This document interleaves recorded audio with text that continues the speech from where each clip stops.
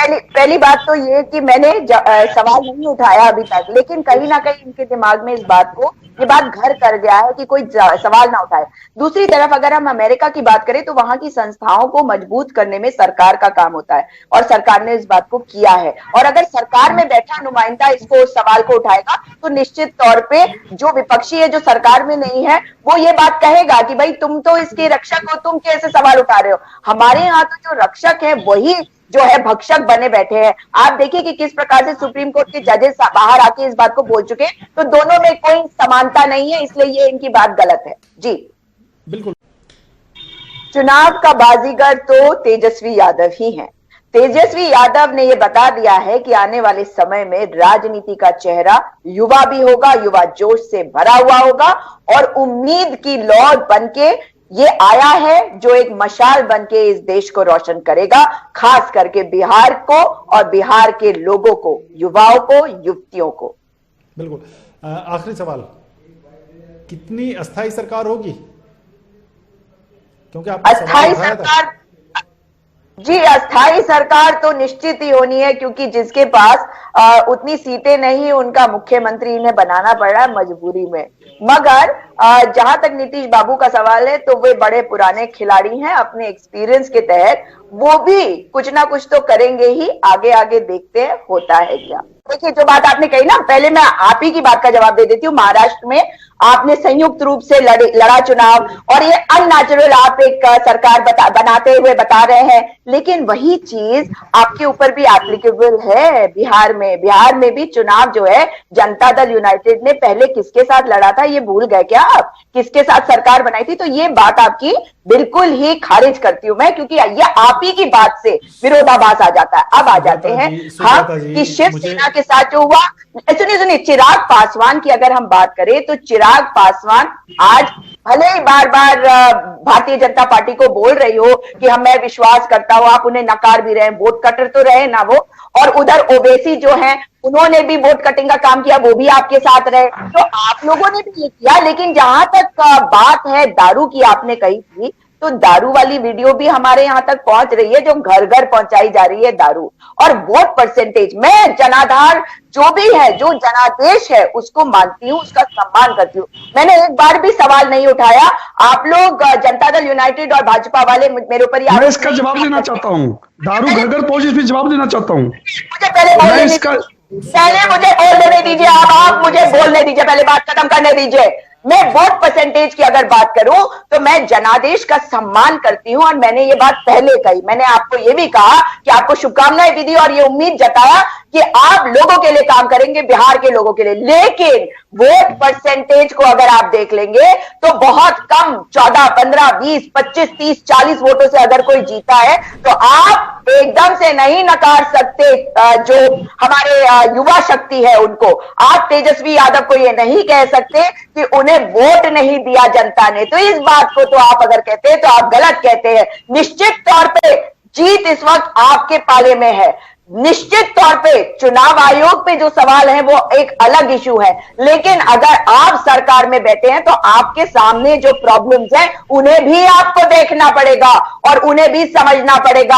आप मुझे बताइए कि नीतीश कुमार जी की फोटोज जो है वो प्रधानमंत्री जी के पोस्टर्स में से कैसे गायब हो गए थे? क्यों गायब हो गए थे? आप बात करते हैं ऐसे दिखाने की, ऐसे कोशिश कर रहे हैं जैसे सब कुछ ठीक था, मगर ये चीजें दिखाई देती हैं, ये चीजें चर्चा का विषय बनी, मगर फिर भी नीतीश कुमार जी की फोटो जो है वो आपके पोस्टरों में वापस नहीं आए थे, तो इसको आप नहीं नकार सकते। जी सुजाता जी मेरे साथ जो एक बात बताइए मुझे, चोर क्या कभी ये कहता है कि उसने चोरी करी?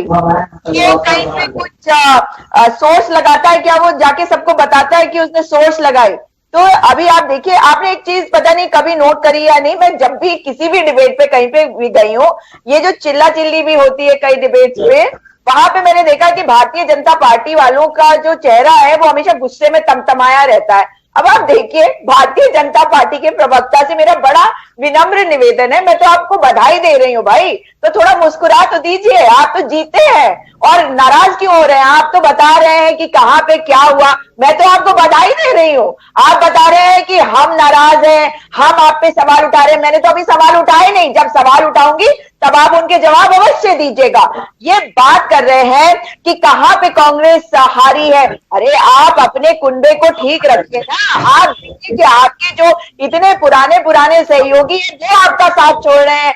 आपके पास तो आपके सामने इतना बड़े डर का विषय है इस वक्त, क्योंकि हम जानते हैं अपने सुशासन बाबू को, कुर्सी कुमार को, मेरे आदरणीय चाचा जी को, मैं जानती हूं कि कब पलट जाएंगे। आपको इसका डर है, आप बड़े भाई बन गए, आपने उनका कद छोटा कर दिया, मगर आज आप डरते हैं कि कहीं ऐसा ना हो कि वो पलट जाए, पलटू कुमार हो जाए। तो मैं आपको ये याद दिला दूं कि हमारे माननीय आदरणीय प्रधानमंत्री जी ने 2 करोड़ नौकरियों का वादा किया था, और कमाल की बात देखिए, भारतीय जनता पार्टी कहती है नौकरियां देंगी, और जनता दल यूनाइटेड जो फेस था इस चुनाव का, उनके मुख्यमंत्री आकर ये कहते हैं कि नौकरियां कहां से देंगे तेजस्वी यादव। अरे तेजस्वी यादव को याद रखिएगा, आगे आने वाला समय बताएगा कि तेजस्वी यादव कितने आगे जाने वाले हैं।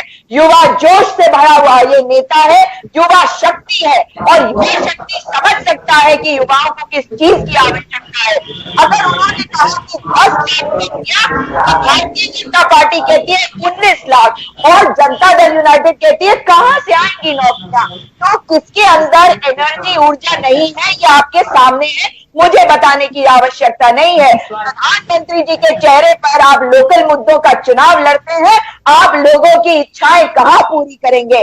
आप चुनाव लड़ते हैं, उसमें प्रधानमंत्री को लाते हैं जो विभाजन की राजनीति करते हैं, जो सैनिकों के नाम पर वोट मांगते हैं। अगर आप सचमुच में बिहार की अस्मिता को मानते हैं, समझते हैं, तो भारतीय जनता पार्टी में ही क्यों ना हो, आपको सवाल उठाना चाहिए कि चीन पर सवाल क्यों नहीं उठाया हमारे आदरणीय प्रधानमंत्री जी ने, जब हमारे 20 बिहारी लोग मारे गए, वीर 20 बिहारी जब नौजवान जवान शहीद हो गए, वीर गति को प्राप्त हो गए, ये नहीं पूछेंगे आप। जब आप रोजगार की बात करते हैं, जनता दल यूनाइटेड को यह अवश्य कहूंगी कि जिस प्रकार से आपका चेहरा दिखा है, आपके अपने नेताओं की बेटियां चुनाव लड़ रही हैं जगह जगह से, क्यों हुआ ये? क्यों हुआ कि पुष्पम प्रिया आपके ही एक सांसद की बेटी है, मगर उन्होंने एक दूसरी पार्टी खड़ी करके, चाहे वो हार गई, लेकिन गई तो सही, वोट कटर तो ये भी आपने खड़े करे। और मैं तो ऐसा मानती हूं कि चाहे वो पुष्पम प्रिया हो, चाहे वो बाकी नेताओं के बच्चे हो जिन्हें आपने खड़ा किया, वो केवल वोट कटिंग का काम कर रहे थे। तो इस चुनाव में हमें समझना होगा कि अगर किसी की जीत होती है चुनाव में, जनता की जीत होती है। नेता तभी डरता है जब जनता उसके पीछे खड़ी होती है, और जनता जनार्दन होती है। दुरुपयोग आप लोगों ने किया, आप लोगों ने अगर दुरुपयोग नहीं किया तो आप मुझे बताइए, चुनाव के समय में चुनाव आयोग काम करता है, आपके जो नेता है, मुख्यमंत्री जी हैं, उन लोगों को चीफ सेक्रेटरी के साथ जाके बैठने का क्या मतलब है? जहां जहां मार्जिन ऑफ एरर कम थे, वहां पे ये पहले कहा गया कि चुनाव में कौन जीता है, जनता दल यूनाइटेड या आरजेडी। आरजेडी अगर जीता है, मैं एक छोटी सी बात और कहना चाहती हूँ। ये बात कर रहे थे कि कौन ब्रांड है, कौन रणनीतिकार है, आपने इस बात को कहा था, तो मैं आपको बता दूं कि यही तो दुर्भाग्य है भारत के चुनावी जो प्रक्रिया है आज, क्योंकि हमने इसको एक रणनीति के तौर पर किया है। हम लोगों के बारे में नहीं सोचते, लोगों की सेवा करने के लिए तो लोगों की सेवा कम रणनीति से आगे आता है। जिस प्रकार से सवाल मीडिया भी उठाती है अमित शाह जी के ऊपर, तो ये बड़े शर्म की बात है कि हम ये कहते हैं कि ये चुनाव में रणनीति ऐसी होनी चाहिए या रणनीति वैसी होनी चाहिए, जनता कहीं पीछे छूट जाती है। चुनाव आयोग पे सवाल है, और इस वक्त जैसा कि आरजेडी वाले भी बताएंगे आपको कि मनोज झा जी और कांग्रेस के नेता जो है चुनाव आयोग के समक्ष पहुंच चुके हैं, वहां बातचीत चल रही है। हम तो आपको बधाई देते हैं और ये चाहते हैं कि जनता के लिए काम हो, लेकिन अभी चुनाव होने के बाद भी याद रखिएगा त्यागी जी कि ये चुनाव के रिजल्ट जरूर आपको दिख रहे हैं। इसमें जो सबसे बड़ी जीत हुई है वो एक नौजवान की हुई है, नौजवान सोच की हुई है इस देश में, और खास करके बिहार में जहां इतने नौजवान हैं, उनकी जो सपने हैं, उनकी जो आकांक्षाएं, महत्वाकांक्षाएं हैं, उनको पूरा करने में क्या ये सरकार सक्षम होगी, ये आप देखिएगा। ये सरकार कब तक चलेगी ये भी देखिएगा। उनको आपकी बड़ी फिक्र है, जवाब दीजिए। जी, मुझे बहुत हंसी इस बात पे आ रही है कि इनको कितनी चिंता हो रही है कि हम समीक्षा कर रहे हैं या नहीं। इनको बता के थोड़ी करेंगे भाई समीक्षा। समीक्षा हमारी पार्टी ने करना है तो हम अपने पार्टी फोरम में करेंगे ना। आपको बता के साझा करके तब तो नहीं करेंगे। हमें तो ये देखना है और मेरे तो पार्टी को ये देखने की जरूरत है कि सामने जो है वो लोकतंत्र में विश्वास करने वाला नहीं, वो लोकतंत्र की हत्या करने वाला है। इसलिए हमें इनके साथ लड़ने के लिए इनके तरीकों को समझकर सब लड़ाई को लड़नी होगी। हम एथिक्स में जाते हैं और जाएंगे, आज भी एथिक्स में रहेंगे। हम नैतिकता पे विश्वास करते हैं और करते हैं। मगर जिस तरह की इन्होंने बातें की है, इन्होंने केवल ये कहा कि हम समीक्षा नहीं करें, हम तैयार नहीं। हम हमेशा से तैयार रहते हैं। हार को स्वीकार करना हमारे अंदर मादा है। मैं आपको एक चीज जरूर कहना चाहती हूँ कि प्रधानमंत्री जी के मित्र जिस तरह से हार नहीं स्वीकार कर रहे हैं अमेरिका में, उसी तरह से हमारे प्रधानमंत्री जी भी लोकतंत्र की हत्या में विश्वास करते हैं, क्योंकि हार स्वीकार करना उन्हें नहीं आता है। आप बिहार से भले ही ना हो, पर मेरा पुराना नाता है बिहार से, इसलिए मैं बिहार के दर्द को समझती हूँ, बिहार की अस्मिता को समझती हूँ और बिहार के लिए चाहती हूँ कि बिहार आगे बढ़े और बिहार के लोगों को गर्व हो कि वे बिहारी हो, जो कि आज नहीं हो रहा। आज जिस प्रकार से जब हमने मुख्यमंत्री जी को देखा था कि किस प्रकार के वो भाषण दे रहे थे, वो मेरा सिर शर्म से झुक जा रहा था। मैं उनका इतना आदर करती हूँ, पर जिस प्रकार से वो अपना गुस्सा दिखा रहे थे, जिस तरह से वो अपना अहंकार दिखा रहे थे, दूसरों पे उंगलियां उठा रहे थे, तो मैं आपको बता दूं कि लोकतंत्र इस प्रकार नहीं चलता। लोकतंत्र के लिए आपको संवेदनशीलता दिखाने की आवश्यकता होती है और मुद्दों पे लड़ने की आवश्यकता होती है। कौन से मुद्दे थे जिनके बारे में बात करनी जा रही थी? मैं तो आपके सामने बार बार एक सिंपल सी बात कह रही हूँ कि जिस प्रधानमंत्री ने कहा कि 2 करोड़ नौकरियां हर साल देंगे, उस प्रधानमंत्री ने हमें नौकरियां नहीं दी, हमारी नौकरियां छीन ली। जिन प्रधानमंत्री ने बात करी थी बड़ी बड़ी कि पहली कैबिनेट में हस्ताक्षर करेंगे उस फाइल में ताकि हमारे किसानों का भला हो सके, बिहार में एपीएमसी बंद कर दिया गया बहुत पहले। बिहार के जो किसान हैं उन्हें बाहर आना पड़ता है बिहार से अपनी फसल को बेचने के लिए। तो सही बात यह है, मुद्दों पे नहीं लड़ा गया ये चुनाव आपके द्वारा। आपके द्वारा ये देखा गया कि आप किस तरह से मैनिपुलेट करेंगे। मैं फिर कहूंगी कि अब तो जरूरत है कि नीतीश कुमार जी इस बात को सोचे और गहनता से सोचे कि जिनके साथ वो चले गए थे, क्या वो सचमुच में उनका साथ दे रहे हैं। उन्होंने ही उनकी ऐसी हालत करी है कि उनकी पार्टी तीसरे नंबर पे आई है। जीत अगर किसी की बिहार में हुई है तो मैं फिर से कहूंगी कि आरजेडी की हुई है। और नेतृत्व, एक नौजवान का नेतृत्व जो इस देश को चाहिए और खास करके बिहार को चाहिए, वो हमें मिला है। तो हमारी समीक्षा के बारे में आप चिंता ना करें। हम ये चाहते हैं कि आप लोकतंत्र में विश्वास करें, दादा जी आप लोकतंत्र बचाने की बात करते हैं। आप देखिए कांग्रेस का 50 साल तक देश में एक छत्र राज रहा है। ये 40 सालों तक आपने देश में राज किया है। आपने ऐसे कौन से सिस्टम सेट किए जिससे लोकतंत्र खतरे में पड़ा? जिम्मेदारी आपकी बनती थी। आपने 39 सरकारें बर्खास्त की, 356 लगा करके 39 सरकारें। आप केवल मुख्यमंत्री नमस्कार नहीं करता था तो आप नाराज होकर के आपने सरकारें बर्खास्त की 39। बीजेपी का उदाहरण बताइए ना, बीजेपी ने कौन सी सरकार बर्खास्त की है? मैं बता रही हूँ आपको, अगर आप लोकतंत्र की बात कर रहे हैं तो बड़ा दुख होता है। वैसे की बात कर दी क्योंकि हमारे प्रधानमंत्री जी तो कहते हैं कि 2014 के पहले इस देश में कुछ हुआ ही नहीं। क्या आप उनकी बात पे विश्वास करते हैं या इस बात पे विश्वास करते हैं कि इसके पहले कुछ हुआ? ये आपको इसका जवाब देने की आवश्यकता है। क्या प्रधानमंत्री जी ने ये कभी नहीं कहा कि 2014 के पहले कुछ नहीं हुआ? 2014 के पहले 6 साल तो वाजपेयी जी की सरकार रही है, हम ऐसा कैसे करेंगे? मैं तो यही बात कहती हूँ, बिल्कुल सही कह रहे हैं आप। मैं आपकी बात से सहमत हूँ। प्रधानमंत्री जी ने कभी ऐसा नहीं कहा कि 2014 के पहले कुछ नहीं हुआ। ये आप गलत कह रहे हैं। मुझे बताइए ना, प्रधानमंत्री क्लिपिंग बताइए, कभी भी बताइए, बाद में बताइए, आज नहीं। किसी मैं बोलूं? बताइए जी। बिल्कुल, मैं आपकी इस बात का भी जवाब देती हूँ। प्रधानमंत्री जी जब देश कहते हैं कि देश के लोग पहले कहते थे, 2014 के पहले कहते थे कि किस देश में हम पैदा हो गए। आप भी ऐसा ही कहते थे क्या?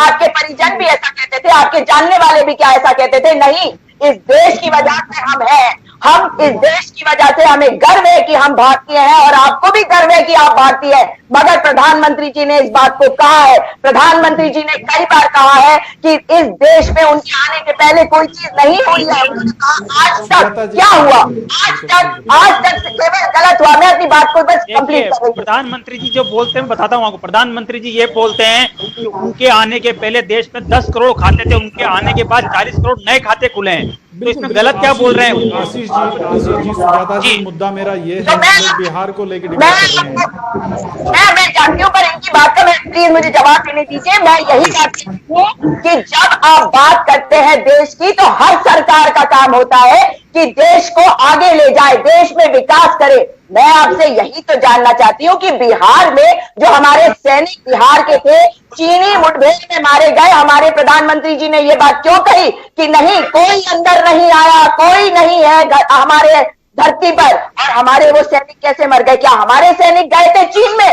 इस बात का भी तो जवाब देने की जरूरत है। जब उन्हें चुनाव में वोट मांगने की आवश्यकता पड़ी तो उन्होंने उनका नाम लिया। मैं ये हम लोग को लगता है कि मुद्दे से हम लोग भटक गए, हम लोग मुद्दे से भटक गए। नहीं भटके।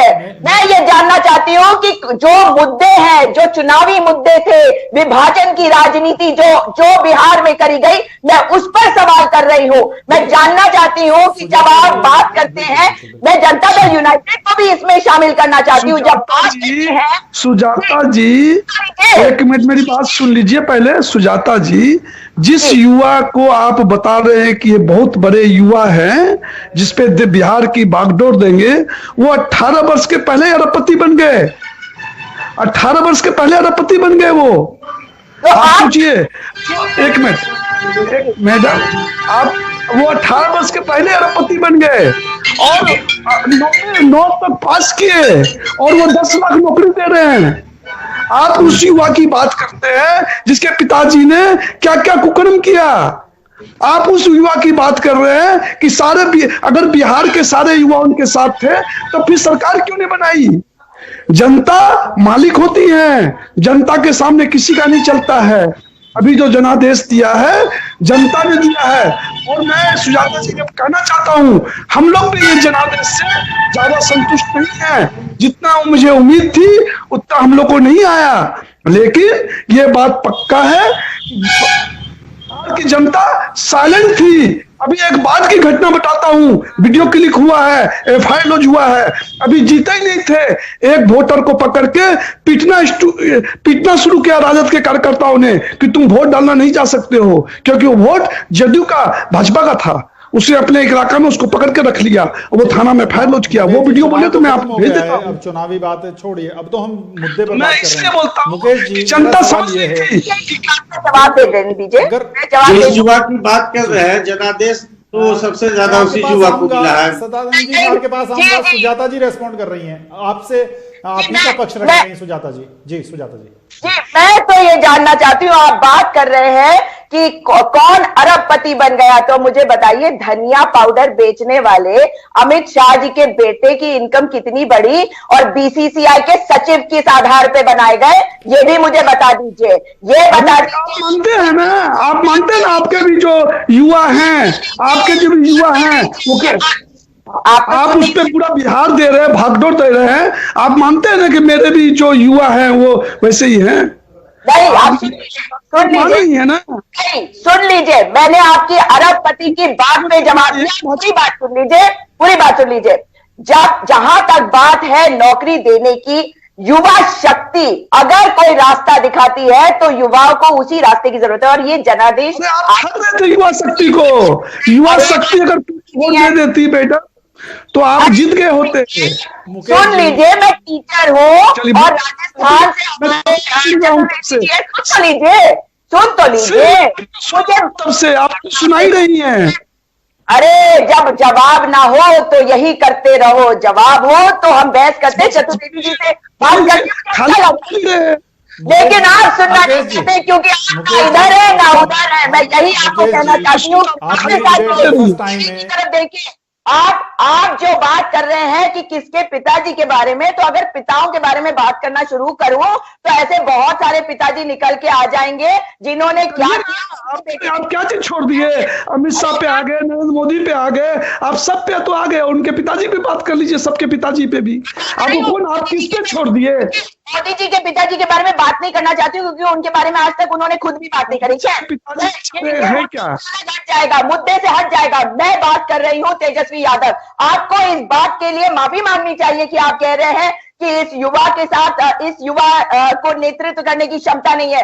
आप तीसरे पोजीशन पे पहुंच गए, आप तीसरे पोजीशन पे पहुंच गए। आपके पास पूरा सिस्टम है, पूरी सरकार। चौथे पोजीशन पे पहुंच गए राष्ट्रीय पार्टी होके। आप चौथे पोजीशन पे हो गए। आप तो राष्ट्रीय पार्टी को चौथे पोजीशन पहुंच गए। देखिए हम तो बात कर रहे हैं, देखिए आपको यही दिक्कत क्यों हो जाती है? मैं बात यही कर रही हूँ, अभी हम तेजस्वी की बात कर रहे हैं। आपको तकलीफ इतनी हो रही है क्योंकि आप जानते हैं ये हीन भावना है। इस हीन भावना से उठिए। बड़ों के साथ यही दिक्कत होती है माननीय कि आप यही बात आप सोचिए ना, यही बात आप सोचिए ना।